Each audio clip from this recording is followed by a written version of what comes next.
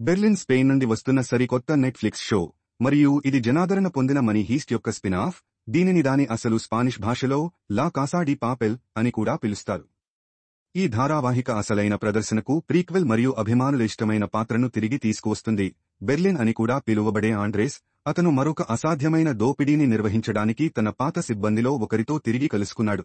అయితే మామూలుగా అతను అనుకున్నంత సులభం కాదు. బెర్లిన్ చాలా విచిత్రమైన ప్రదర్శన. అది చెప్పే కథ లేదా ఎలా చిత్రీకరించబడింది లేదా అలాంటిదేమీ కాదు. దాని ఉనికి కారణంగా ఇది ఒక విచిత్రమైన ప్రదర్శన.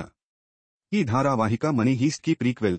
ఇది చాలా జనాదరణ పొందిన ప్రదర్శన మరియు నెట్ఫ్లిక్స్ కోసం మొదటి అంతర్జాతీయ హిట్లలో ఒకటి. మనీ హీస్ట్లో బెర్లిన్ పాత్ర అభిమానులకు ఇష్టమైనదిగా మారుతుంది.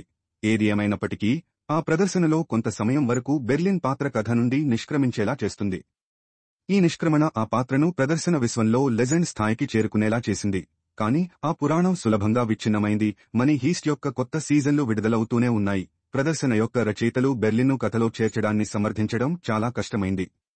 పాయింట్ల వద్ద జరిగిన ప్రతిదాని తర్వాత కూడా పాత్ర చుట్టూ తిరుగుతూ ఉండటం హాస్యాస్పదంగా మారింది. కానీ అతను అభిమానుల అభిమానం కాబట్టి రచయితలు అతనిని చేర్చుకోమని బలవంతం చేశారు. బెర్లిన్ ప్రదర్శన ఈ పాత్రను చుట్టూ ఉంచడానికి ఆ ముట్టడి యొక్క పొడిగింపుగా అనిపిస్తుంది మరియు పాపం ఆ మొదటి మనీ హీస్ట్ సీజన్ల మాయాజాలాన్ని తిరిగి పొందడంలో విఫలమైంది. స్క్రిప్ట్ మిగిలిన మనీ హీస్ట్ విశ్వానికి చాలా అనుగుణంగా ఉన్నట్లు అనిపిస్తుంది మరియు బెర్లిన్ ఇప్పటికీ అలాగే అనిపిస్తుంది. పెడ్రో అలోన్సో తన కెరీర్లో చేసిన అతి ముఖ్యమైన పాత్ర బెర్లిన్ పాత్ర అని స్పష్టంగా తెలుస్తుంది మరియు అతను దానికి పూర్తిగా కట్టుబడి ఉంటాడు. దురదృష్టవశాత్తు అసలు ప్రదర్శనలో ఉన్న లోపాలను స్క్రిప్ట్ కలిగి ఉంది మరియు బెర్లిన్ నుండి వస్తున్న లెక్కలేనన్ని కథనాలను వింటూ మేము చిక్కుకున్నాము. అతను ప్రతిక్షణం ఎలా భావిస్తున్నాడో, అతను ఏమి ఆలోచిస్తున్నాడు, ఏమి చేస్తాడు మరియు మరెన్నో.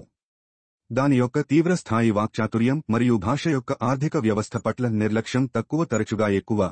కానీ బెర్లిన్ మనీ హీస్ట్ యొక్క అసలైన సీజన్లను చాలా బలవంతం చేసే అన్ని విషయాలను రెట్టింపు చేస్తుంది. ఏది ఏమైనప్పటికీ అసలు ప్రదర్శన యొక్క మ్యాజిక్ను తిరిగి పొందేందుకు చాలా కష్టపడి ప్రయత్నించిన ఒక ప్రదర్శన మరియు ఆ తర్వాత తనను తాను ప్రత్యేకంగా నిలబెట్టుకోవడానికి ఏమీ చేయదు. సీజన్ పురోగమిస్తున్న కొద్దీ మేము అసలైన ప్రదర్శనకు మరింత ఎక్కువ సమాంతరాలను చూస్తాము మరియు కొంతమంది వ్యక్తులు కాల్బ్యాక్లను గుర్తించడంలో ఆనందిస్తారు. వాస్తవానికి ఇది సృజనాత్మకత లోపాన్ని మాత్రమే ప్రతిబింబిస్తుంది. ఈ ప్రయాణంలో బెర్లిన్ ఒంటరిగా లేదు. మనీ హీస్ట్లోని అసలైన సిబ్బంది పాత్రలకు సరిపోయేలా రూపొందించబడిన పాత్రల యొక్క మొత్తం తారాగణంతో అతనితో పాటు ఉన్నారు. ఈ కారణంగా మొత్తం సిరీస్ దాని స్వంత విషయం కాకుండా పెద్ద కాల్బ్యాక్ లాగా అనిపిస్తుంది.